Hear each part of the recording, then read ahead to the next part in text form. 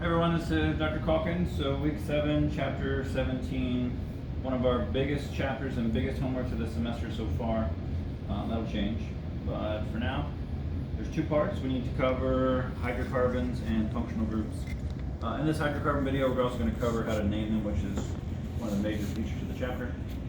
So let's get to it with hydrocarbons. So if you're a hydrocarbon, something that we should know for our last chapter is a hydrocarbon has two elements, hydrogen and carbon. So the electronegativity on hydrogen is 2.1, on carbon is 2.5, that's a 0.4, and that's nonpolar. That's something that we can take to the bank on exam 2, which is what we're wrapping up in this chapter as we start the first chapter of exam 3. There's three major families, one which has kind of two parts. The first family is the alkanes. They end in A and E. This would be all single bonds. And if you have all single bonds, we would call you saturated. So you might think of saturated fats, those kinds of ideas. We might see some of that in our next chapter with lipids. But that just means you have all single bonds. And A and E is what you recognize there. If you're a carbon that has all single bonds, we would have called you tetrahedral. And 109.5 degree angles in our previous chapter. Another family of hydrocarbons that is different is the alkenes. Notice very similar, but ends in E and E instead of A and E. This one has a double bond somewhere. And if you have a double bond somewhere, that means in opposite directions, you're going to have that 120 degree angle as you split that circle three ways. So that's going to be trigonal planar. And 120 is the bond angle we saw in our previous chapter, the shape. Much like alkenes is a kind of subclass which we call arenes. Notice they too end in E and E. And they have three alternating double bonds in this hexagon. So this hexagon has carbons on each corner. They have double bonds that alternate, but every single one has the double bond, has the trigonal planar 120. It's just specifically in this ring system. That's an easy way to remember this one. Arenes look like a ring. It's a very easy way to recognize that. The last major class of compounds would be an alkyne. Alkyne ends in Y and E. It's going to have a triple bond somewhere. So if you have a triple bond, you're going to have a single bond in the opposite direction. You're going to make a straight line, so it's going to be linear and 180 degrees that we would have saw in our previous chapter. All of these are nonpolar. All of these are going to hate water because they lack polarity that water has. But what's unique about these alkenes or arenes, which are sometimes called aromatic hydrocarbons, is all of these are unsaturated, because they're going to lose some hydrogens when they have their multiple bonds. So double bonds, enes, triple bonds, ynes. One way to think about that is the alphabet. You go from A to E to Y. So you go to further in the alphabet or more letters of the alphabet, and more letters just means more bonds. And that's an easy way to think about how to memorize those. More letters, more bonds. Definitely something that's going to be important is these family names, Y and E, E and E, and A and E are how we name things. Another feature of this chapter we need to understand is their formulas. So let's think about that separately, less messy. So if we were just to have a simple hydrocarbon with just two carbons, we know carbon has four bonds. As long as they're acyclic, meaning they don't have a ring, this will work. So these are linear chains. Not linear in the sense of shape, but linear in the sense of just carbons in a row. So notice here we have an alkane. It's an alkane because it's got all single bonds. And we notice that every time we have a carbon, we're going to have a hydrogen on top and bottom. So formula-wise, this would be no matter the number of carbons, n is just some random number, we're going to expect twice as many hydrogens. But we also have the very first hydrogen of the chain and the very last hydrogen of the chain, so +2. So this is the formula for any alkane, regardless of length, as long as it doesn't make a ring. Because then you're going to lose the beginning and ending hydrogens. And we're not going to see that in Intro Chem, so not something to worry about. If, though, we were to add a double bond, notice we'd break the octet rule. If we break the octet rule, we're going to have to fix it by taking away 2 hydrogens. So if we take away 2 hydrogens, that just means take away the -2. And now, this would be an alkene formula because it has double bond. It doesn't matter if it's 2 or 200 long. Where the double bond is, we're going to lose 2 hydrogens, so we're going to lose that +2 of our formula. So what's nice about this formula is you have double the number of hydrogens for a double bond. Makes it very easy to remember compared to the rest. You can imagine if we were to go one step further and go to a triple bond, we would lose 2 more hydrogens, so that we wouldn't break the octet rule. So in that situation, we would have this molecule. And notice here, we would lose another 2, so we would have that CnH2n-2 formula for an alkyne. So for, again, a double bond,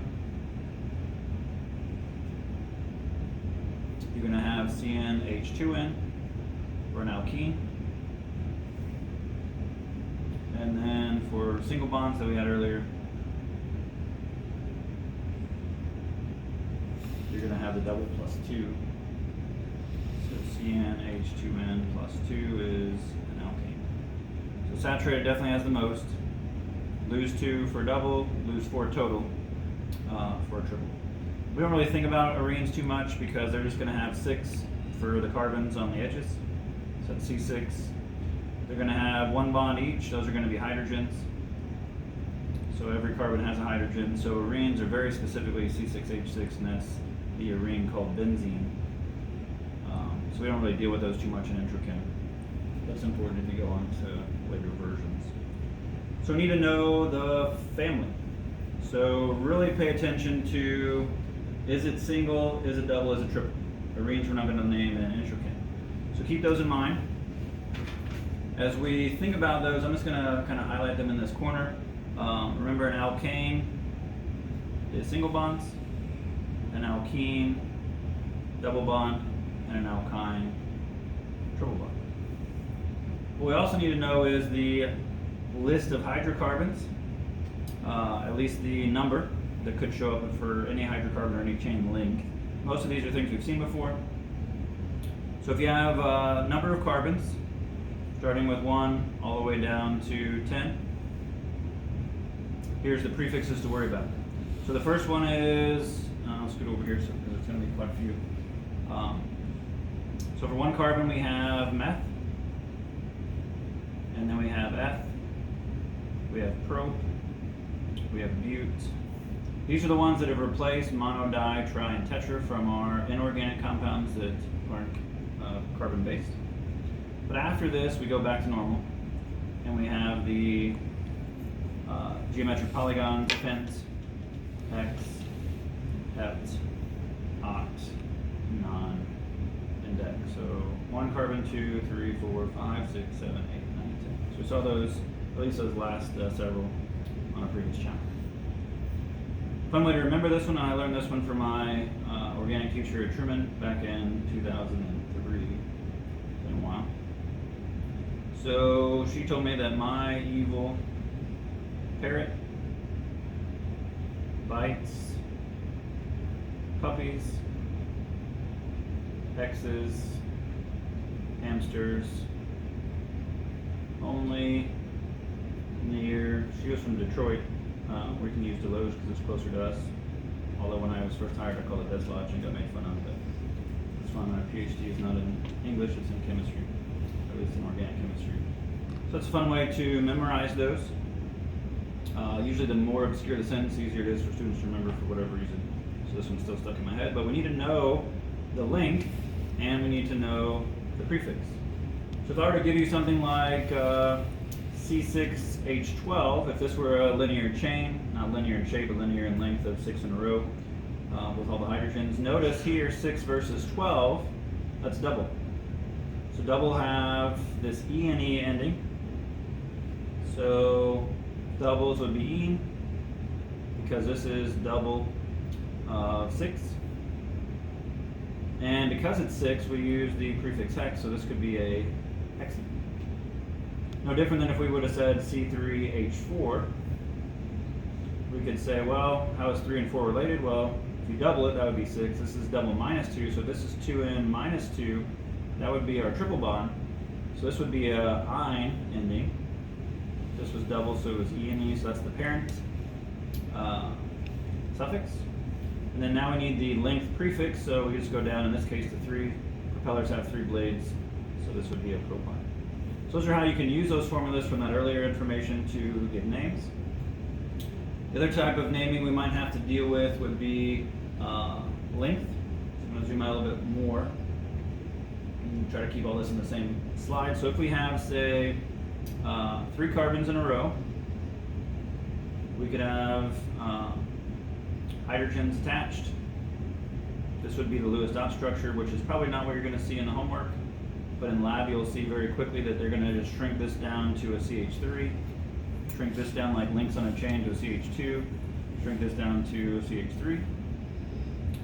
We have 1, 2, 3 in a row, so we use that prefix of prop.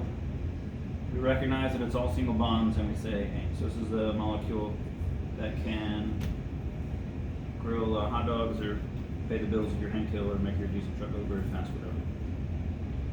So let's try one that's a little bit trickier but with a branch. So if we even had, let's say, 5 in a row. So 1, 2, 3, 4, 5.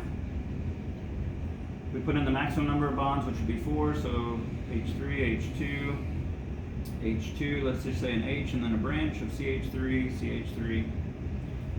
So now we need to know the parent. The parent is the longest chain continuously, so here we have 5 in a row, here we have 5 in a row. So it doesn't matter if it's this 5 or that 5, let's just pick the easiest 5 across. 5 carbons, prefix pent, check. Has all single bonds, alkane family, check. So notice that name has 2 parts. It has the length and the overall family of the hydrocarbon. This one's unique though because it has numbers. We have 1, 2, 3, 4, 5. 1, 2, 3, 4, 5 doesn't matter, but what does matter is we can number this one 1, 2, 3, 4, 5 from the right side, or we could number it 1, 2, 3, 4, 5. This 4 belongs to that carbon underneath. So we really have a choice of, should we use the location 2 or the location 4 for this carbon? In chemistry, we always want the, at least in organic chemistry, we always want that shorter, faster number. So we're going to use the location 2. So again, numbers are locations. We need this branch. This branch is only 1, so we go up to meth, and we say methyl with a YL ending. So this says that it's a 1 carbon branch. Given the YL, that tells us that we're attached to somebody bigger. We have a 5 carbon parent, and that we're all single bonds. So remember, what's important about this is numbers are locations.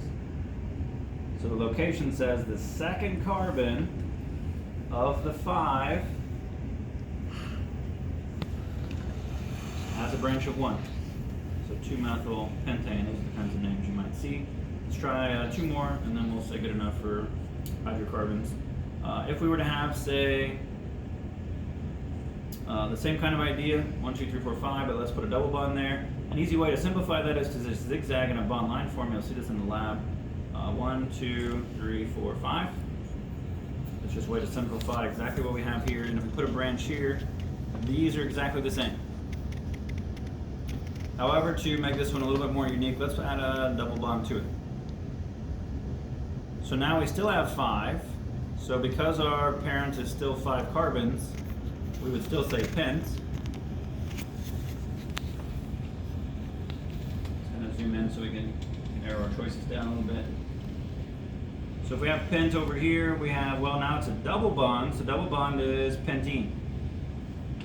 So this one says there's a double bond. A double bond needs to have a location because it could be at any one of the 5.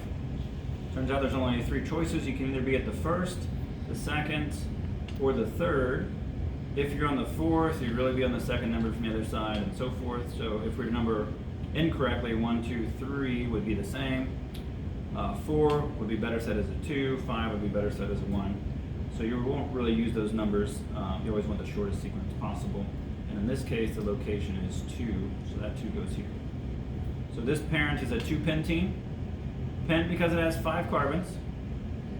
Ene because it has a double bond. And 2 because the location of the double bond is on the second carbon of the 5. But we do have a branch. This branch is the same as this branch that was on that other previous example, and that would be a 2-methyl.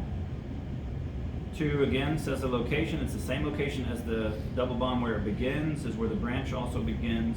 The branch was only 1 carbon long, so we said methyl. So think about those naming ideas. Again, family is ene because it has a double bond. Check. Pent means it has 5 carbons. 1, 2, 3, 4, 5. Check. Carbon 2 has the double bond. Check. Also a carbon 2 is a branch of 1. Meth is the first prefix. And check. So you should always be able to check your work. And you'll never really be doing these from scratch like what I'm doing on paper. A lot of times you're going to be a multiple choice, true, false matching kind of idea. You're just making sure it's the right length, making sure the branch is in the right position, that kind of thing. One last example, let's try maybe a halogen or something like that to make it a little bit different, but let's just say we have a triple bond. And again, we can make something like this where we have a halogen. This is 1, 2, 3 carbons, so there's the parent. So 3 carbons is prop. My evil parrot, so this is P for prop. This is a triple bond, so Y and E. But triple bonds have a location, so in this location it's on the first carbon or it's on the second carbon. One's faster. The location of the double or triple bond always trumps any kind of attachment, so use it to number the entire ring or the entire chain in our case. So if this is number 1, this is number 2, this is number 3, so in this case we have a 3, say chloro for chlorine, so you're adding that O instead of the I and E, whereas the YL is for a branch of another hydrocarbon. So hopefully you get the idea that this is all about length, this is all about family, this is all about location. Anything else is location and some kind of branch, whether it's a halogen atom or a hydrocarbon, then we go back to those same prefixes. So that's hydrocarbons in a nutshell and how to name them. Next time we'll talk about functional groups.